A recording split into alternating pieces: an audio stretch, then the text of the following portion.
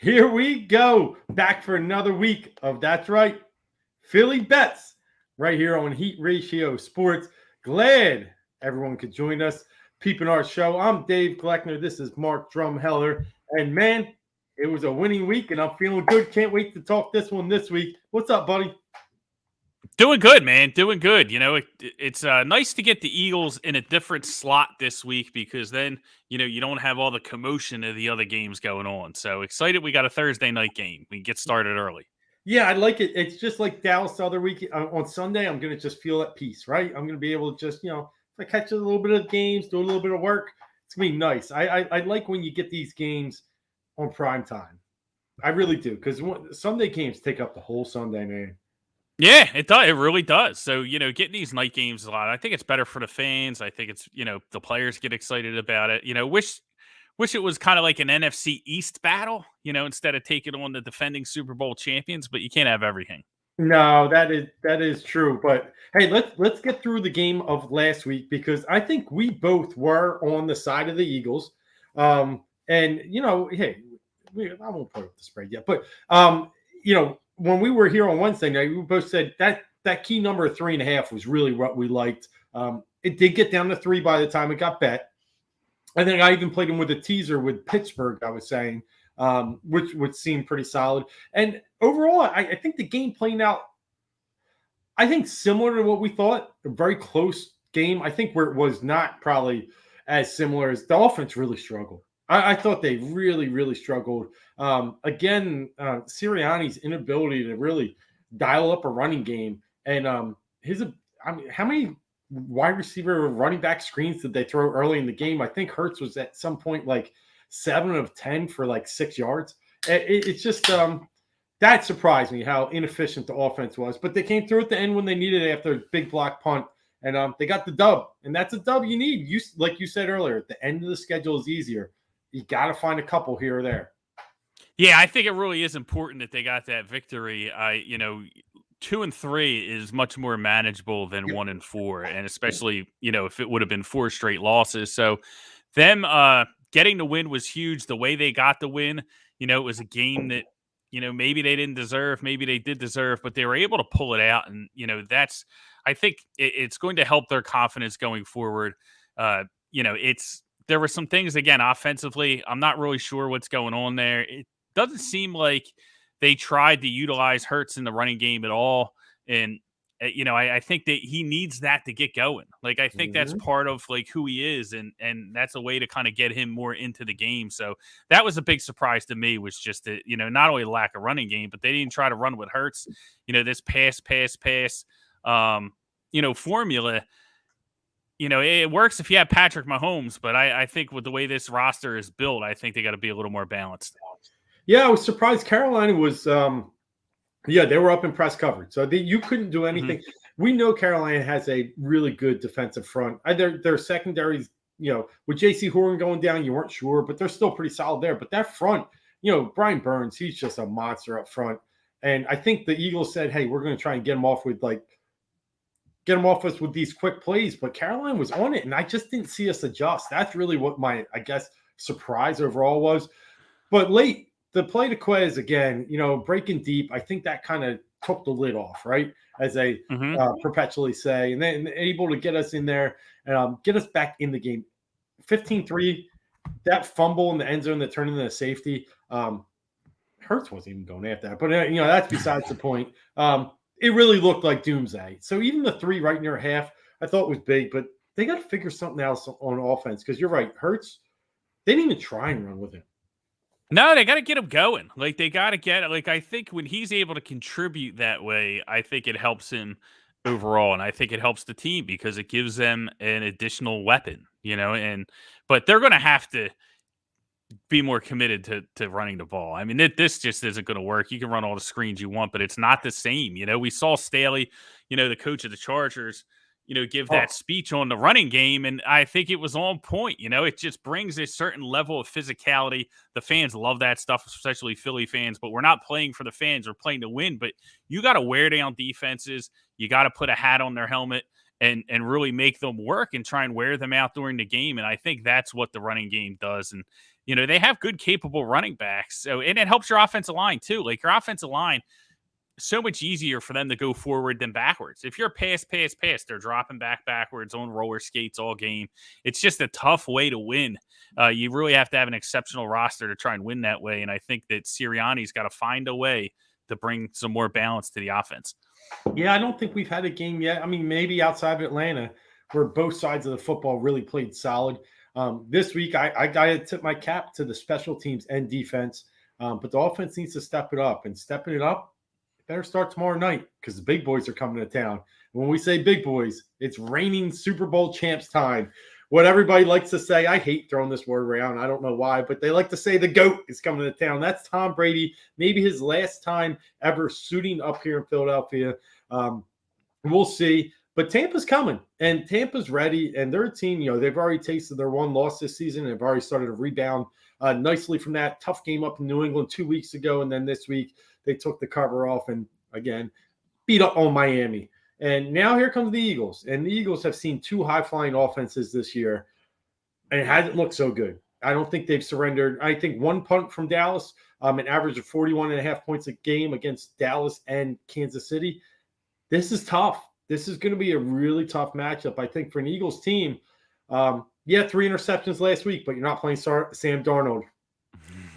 Yeah, you are not. And that's the thing. When I evaluate this Eagles team, I try and do it as objectively as possible. It's hard being a fan, because we want the Eagles to win, right? We want them to go out there and beat Tom Brady again, and it would be awesome. And it'd be great for the team and the confidence of the team to go out and get this type of victory. But what I've seen so far out of this Eagles team, it's the tale of two teams, right? The Eagles against bad offensive teams, Atlanta, Carolina, San Francisco, 2-1, right? Competitive in all three games, dominated Atlanta, probably, got outplayed by Carolina, but was able to find a way to win, and then really let a game get away from them against San Francisco. And then you see them when they play good offenses, two elite offenses they've played that are right in the same tier as Tampa Bay, and that's Dallas and Kansas City. And they got blown out in those games. They let up 40-plus points in both of them. They didn't have the offensive firepower to kind of keep pace with those teams. And I think that's where this running game is going to be key.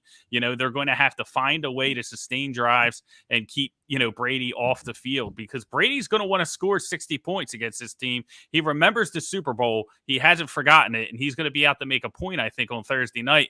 And they're going to have to be ready. And I don't think it's fair to ask the defense to put the clamps on the Buccaneers offense. They're going to score in the 30s at least, so they're going to have a good offensive game plan if they're going to keep pace. I really think that the best play on this matchup is the total. I think this is a dead over game. I'm sure that it's going to get higher than 52.5 before kickoff, but I was shocked to see this number at 7, to be honest with you. Yeah. So first point I'll bring up that you started with, you said the Eagles need to run the ball. I don't know that they will. I just don't know. No, I don't either. Number one rushing defense last year, again, one of the tops in the league this year. And I just don't know if Sirianni's going to have the patience. He's already shown he doesn't have the patience for a porous Dallas team, right? I worry that he gets away from it too quick here. Now, it may be that he does design more for Hurts, and that will help. Very strong defensive front, obviously. Very good linebackers.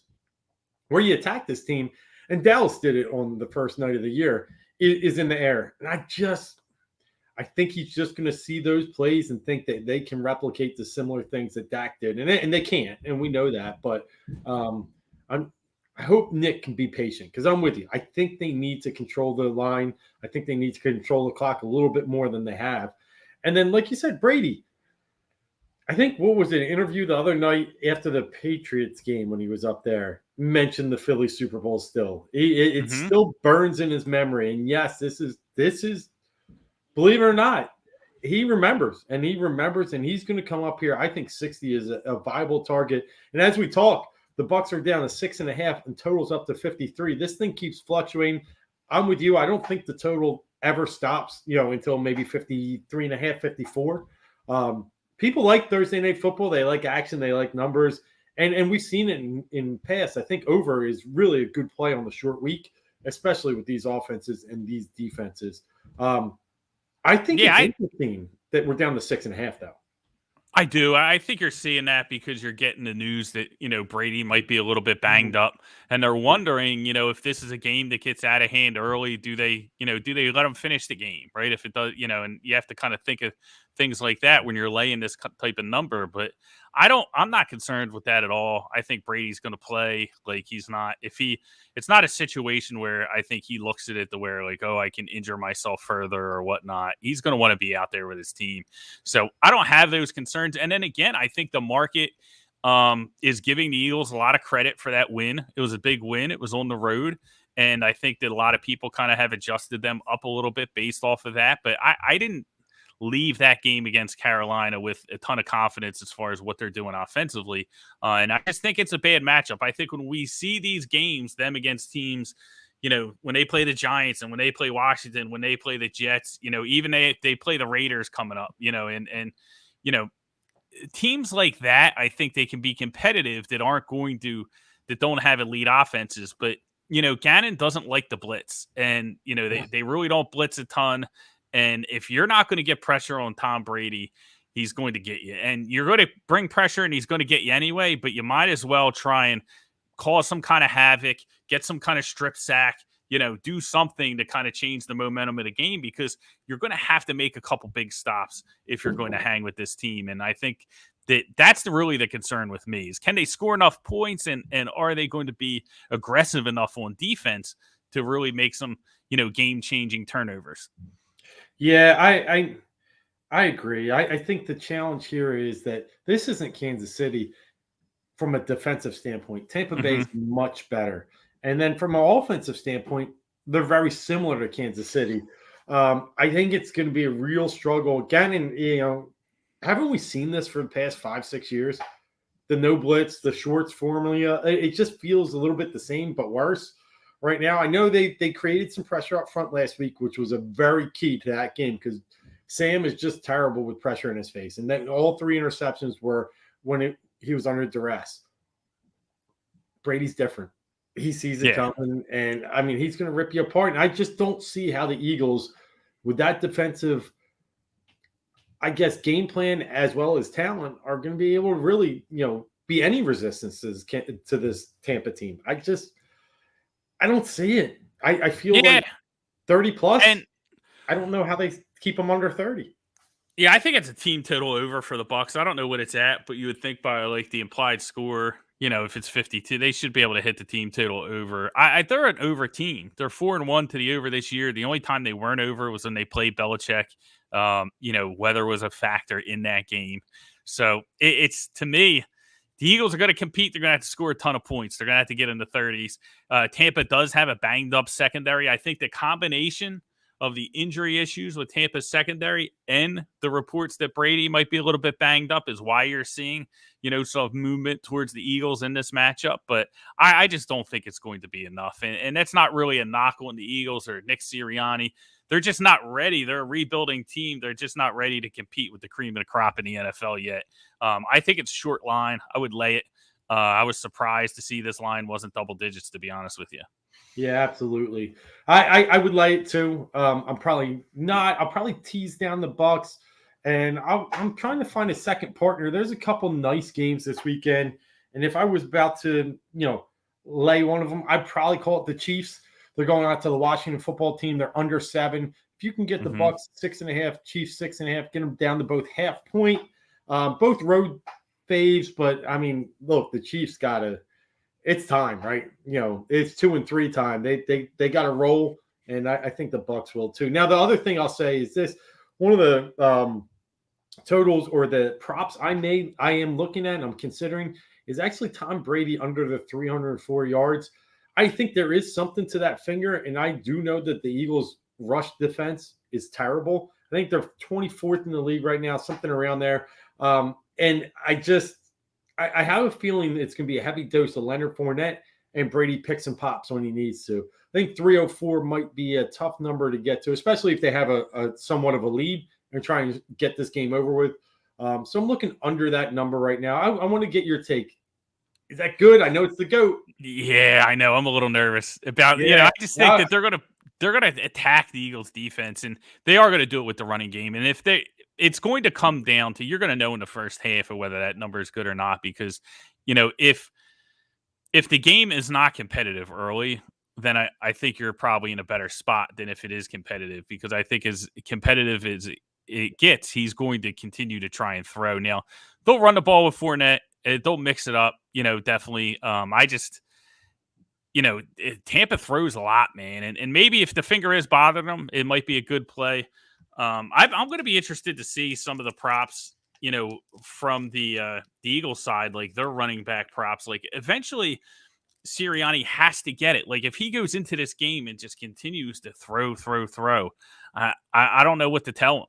Like he's got to go back to coaching school. Like I don't know. You're not going to, win a shootout with Tom Brady on Thursday night with Jalen Hurts. So that part's going to be interesting. Can the Eagles, one of the issues I think they're going to face defensively is how do they match up man to man, with all these weapons that the Buccaneers have, and that. Every time they play an elite offense, I think we kind of zero in on the linebackers because they get stuck in coverage, whether it's backs out of the backfield or whether it's the tight end. I would be interested in Fournette's receiving yards, to be honest with you. They could probably get him some work. I know they've been working with him to be more of a pass catching threat. And, this could be an opportunity for him to get some, good reps in against these Eagles linebackers. Yeah, I'm with you. So far, Brady's thrown pretty much for 403 games, 400 or over. One was like 379, and under 275 in the other two. So throughout the Patriots, because that was in the rain. So it's just one of those, they're so good. It depends what they want to do. That's how I look at it. Yeah. I think if it's competitive, I think he's going to continue to throw. Yeah. But I think if they do get a lead, I think you're right. They are going to probably try to, run the ball and grind it out a little bit. He don't care about, covering a number or anything. They just want to win the game. And if the hand is bothering him, he's going to want to rest it. Yep. And Fournette's over 28.5 receiving. That's a decent number for a running back. Yeah, but he could do it in one play. Yeah. You know what I mean? Like it's just one. Attackers. Yeah, that's what I mean. Like, well, the challenge is it's levels, right? So, it's levels to the defense. So they have the weapons with Antonio Brown and Godwin and Evans that they can kind of stretch the defense out. So, if he gets away from a linebacker, it could be a lot of open field in front of him. So, maybe you do the receptions, maybe you do the yards, but I think Fournette's going to have a key role.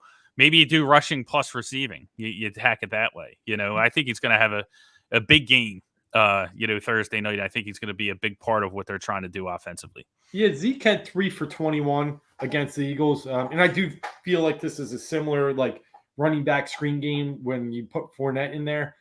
So it's definitely a live option. I think either one, receptions or yards, is something to strongly look at. All right, got about 10 minutes left here. Let's hit the Philadelphia Flyers as they drop the puck Friday night here in Philadelphia against the Vancouver Canucks. That's right. The Flyers start their new 21-22 campaign. And when I say new, this whole damn team's new, man. I'm looking through the roster, and it's like turned over 60%. There are obviously some stalwarts. We got Drew back, Carter Hart looking for a rebound year. But, for what it's worth, I got to give Chuck Fletcher a lot of credit. He saw weaknesses. He was tired of the same old Flyers, and he made some big, bold moves. I mean, getting rid of the second pick in the draft, right? With Nolan Patrick, right? Just giving up. It's over. And then looking at Jake Voracek, another one. He made some big moves in the offseason. We'll see what it kind of – it's a big year for Alain Vigneault for sure. But I think he almost has not a full pass, but he's going to – if they can compete, I think he'll get another year just based upon all the new parts. So I'm just curious what you're thinking coming into this year. 92.5 is the over-under point total for the Flyers. Just give me a quick breakdown of what you're thinking. Yeah, I'm really excited about this team, Dave. And I think you hit the nail on the head when discussing how, Fletcher really attacked this offseason. I think, there's a part of the fan base that wanted to see them just kind of shake up the entire locker room, right? And they're like, get rid of all the old guys so the new guys can start to lead, and he didn't do that, but he did get rid of Voracek, and he did make some significant changes. And I think that getting rid of Voracek does kind of, you know, rattle the locker room a little bit. It shows Yeah, people that, hey, you got to play defense around here. You got to be a complete player. You can't really be about yourself. And, that might be being a little harsh on Voracek, but I just think that he didn't fit what they wanted to do. And it kind of, put the rest of the team on notice that, like, hey, if you're not doing what you're supposed to be doing, you're going to be out of here regardless of who you are. So I like that. I like that they were able to kind of shake up the locker room a little bit and still keep Giroux here, still keep the captain here, and he'll get another opportunity to lead this team this season.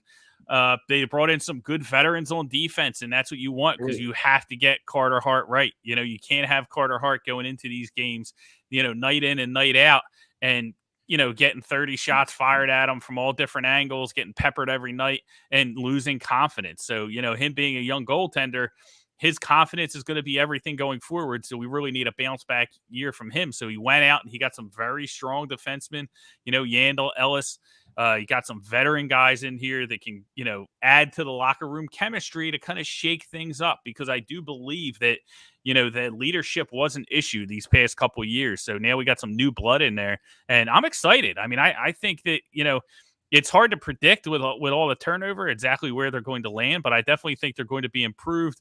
And I think Fletcher did a great job of making significant change without tearing everything down and starting new.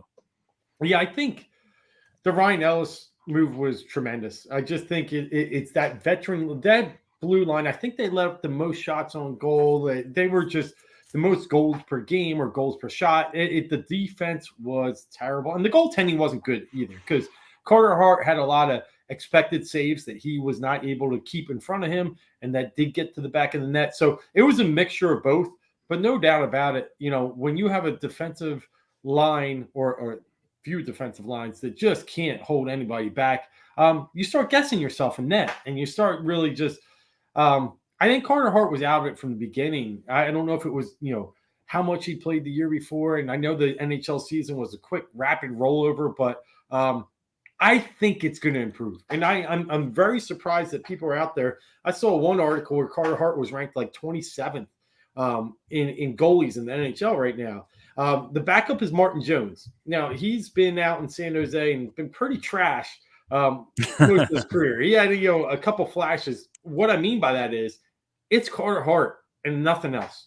It's not Brian Elliott. It's go time, man. You don't even have to look over your shoulder. It's yours. And I think he's always known that. But I think this year more than ever, I mean, you're looking for 55, 60 starts. And I hope they get it. Now, also on the defensive side, I was a little surprised, by this move, but they were able to move and bring in a Buffalo defense in Rasmus Ristolainen, and might be saying a little bit wrong, but I remember at the time, a lot of people were either way for it, pro, or way against it, because his numbers really show a vast gap of whether, you're that analytics guy, you're for him.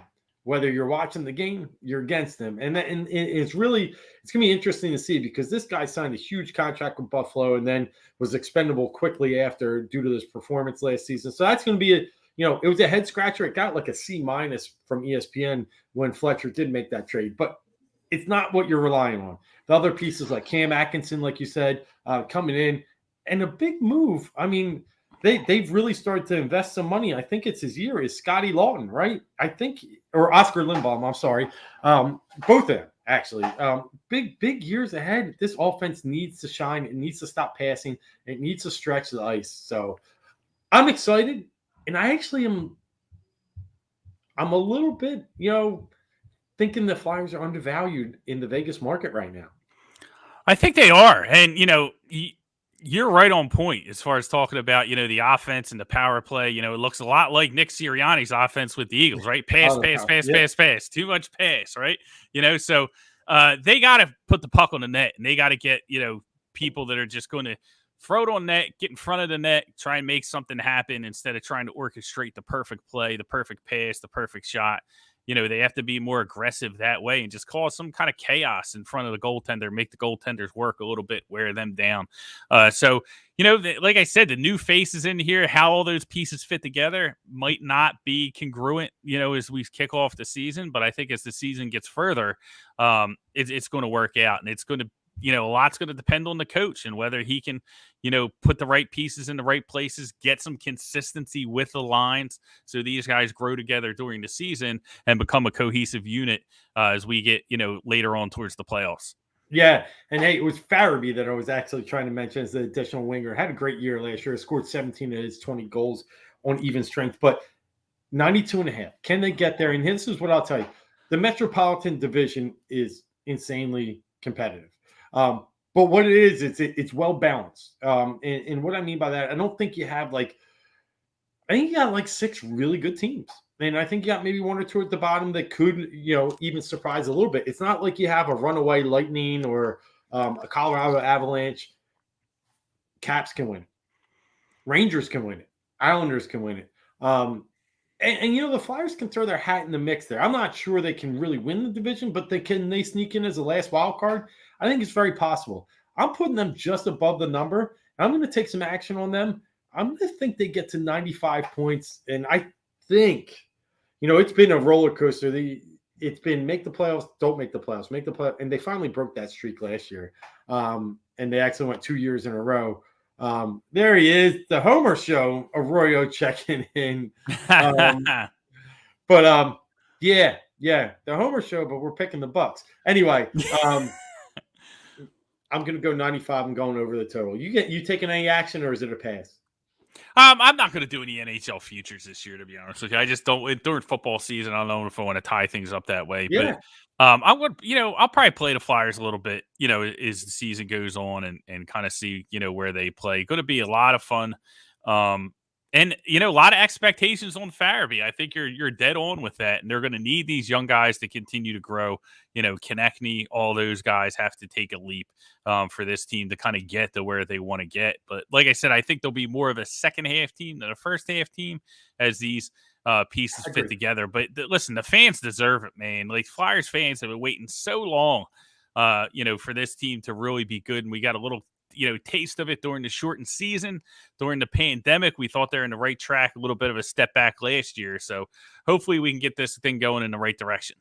Exactly. And I think if anything, Flyers fans will be happy to see something different.